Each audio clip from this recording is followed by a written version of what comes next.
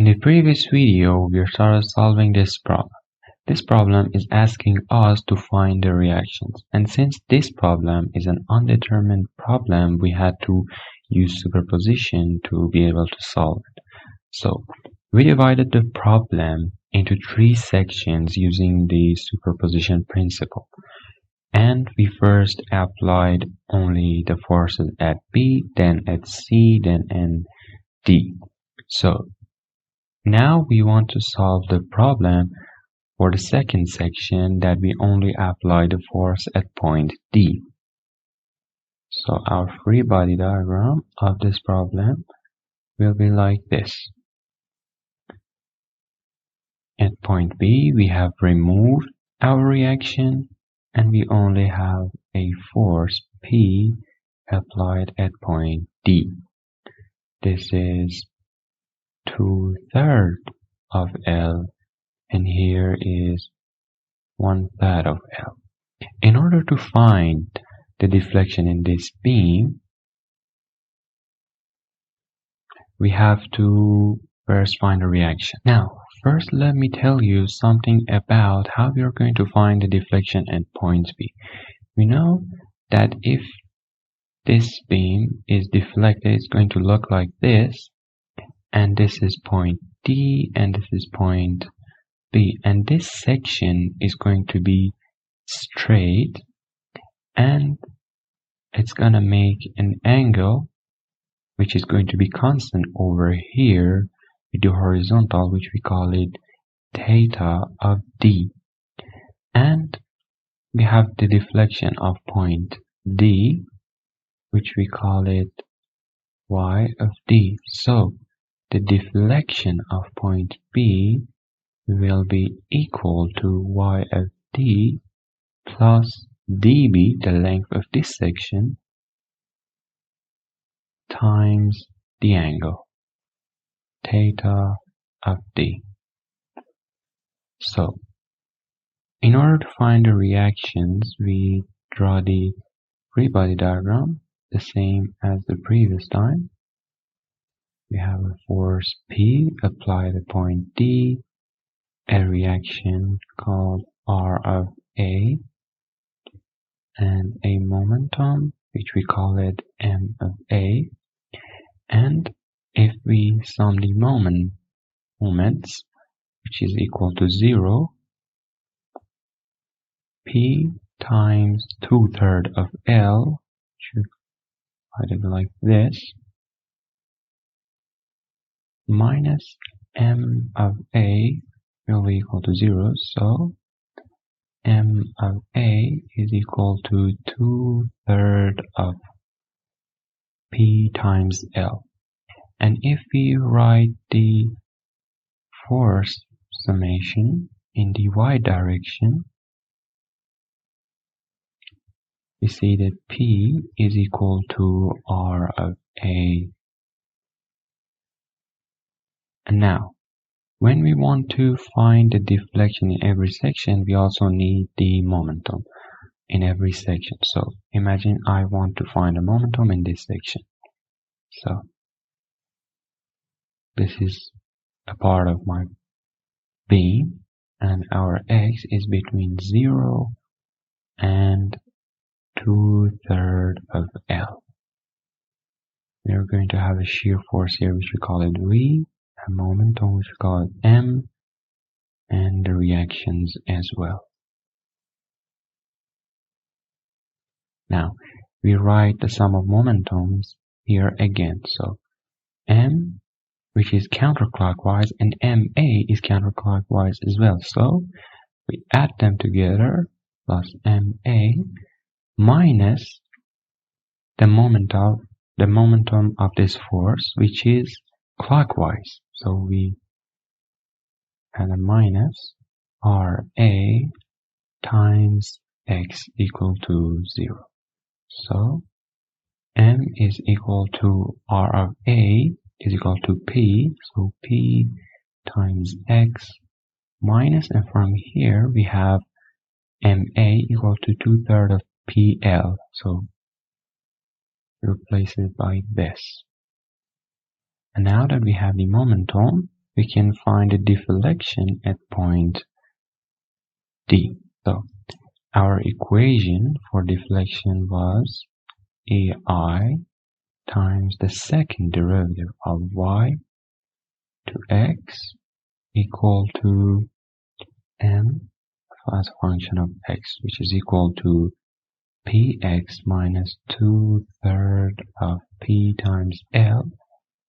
And in order to find the slope, we integrate once, which is equal to p times x to power 2 divided by 2 minus 2/3 of p times l times x plus c1, which is our integration constant. And if we integrate this once more, we see that ei times y is equal to p times x to power 3 divided by 6 minus 2/3 of p times l times x to power 2 divided by 2 plus c1x plus c2. And we had some boundary conditions for solving these differential equations. So I draw the beam here again. This is our beam, and we know that this end is fixed, so the deflection at point A is 0, which means derivative of y relative to x is 0. This means that the slope at x equal to 0, which is here, is 0, and the deflection is equal to 0 as well. And now, if we apply these two boundary conditions on these equations, we see that C1 and C2 are both equal to 0. So we see that EI times y is equal to px to power 3 divided by 6 minus 2/3 of pl x to power 2 divided by 2. And if you remember, we needed the angle, which is EI times derivative of y relative to x equal to p times x to power 2 divided by 2 minus 2/3 of PLX. So now if we put 2/3 of L in here, we see that y is equal to 1 divided by EI times P by 6, 2/3 of L to power 3 minus 2/3 of P times L divided by 2 times 2/3 of L to power 2. And from here we see that y is equal to 1 over EI, P times P divided by 6 times 8, 27 L to power 3 minus 2/3 of L, PL, which we can erase 2 times 4 divided by 9 L to power 2. And if we simplify this, we see that y is equal to minus 8 p times L to power 3 divided by 81. And we can do the same thing for theta, which will be 1 over EI times P times 2/3 of L to power 2, and we have 2 here, 2/3 of PL 2/3 of L. And if we simplify this as well, we see that theta is equal to minus 2 divided by 9 times P PL to power 2 divided by EI. And now for finding the deflection at point B, we have to write our first equation again, which was theta of D times dB plus deflection of D. From here, we have the deflection of D, which is equal to minus 8 P times L to power 3 divided by 81 minus the slope at point D, which is minus 2 divided by 9 P times L to power 2 over EI.